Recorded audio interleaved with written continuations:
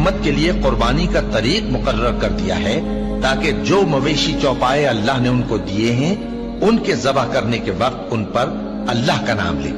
सो तुम्हारा माबूद एक ही है, तो उसी के फरमाबरदार हो जाओ और आजिजी करने वालों को खुशखबरी सुना दो। और कुर्बानी के ऊंटों को भी हमने तुम्हारे लिए अल्लाह के शायर मुकर्रर किया है, उनमें तुम्हारे लिए फायदे हैं।